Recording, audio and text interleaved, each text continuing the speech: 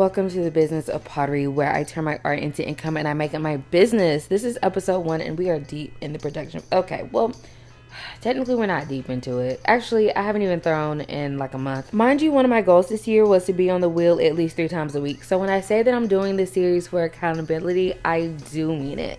I do mean it. So if I was deep in production mode, or if I wanted to be a production potter, I probably would have started with 10 to 20 balls of clay. But no, instead, I'm doing 3 1-pound, 2-ounce balls of clay just to see where the clay takes me. Like I said, it's been a minute, but also I still want this to feel like a hobby or a lifestyle or a passion that just so happens to make money. Now, typically when it's been a minute, I kind of compare it to making pancakes. The first one back is going to be a test. It's going to be a fuck up. But this one was good. It was smooth. It took me longer than usual to get my clay centered and to get my floor compressed and flat and even. But that's what I get for taking time off.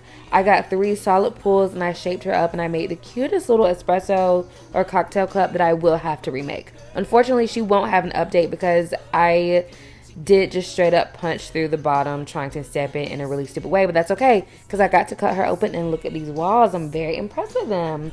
That's what I love about pottery. There's always a takeaway or something to learn even through the fuck ups, which is fantastic because there are so many of those. Anyways, I decided to go for a bowl next, and at this point I'm feeling so good, so confident because this was so seamless that I decided to have fun with it. Right here, I pulled that wall too thin, and instead of fixing it, I decided to lean into it.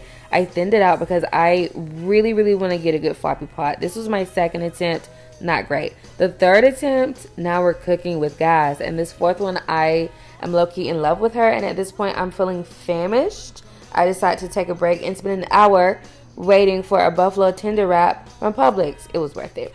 I am actually a resident artist at a community studio, and so we have a separate workroom from the members, which is how I'm able to be like, I'm going to take a break, leave it a little dirty, I'll be back. I did come back.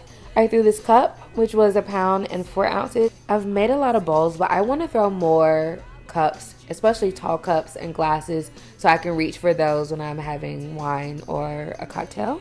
Speaking of bowls, lastly, I did a 2-pound pasta bowl that I have some really fun content planned for, and that was it. That was my day. It was so fun, so creatively free, but productive. I ended up with 4 floppy pots, 2 cups, and 2 bowls.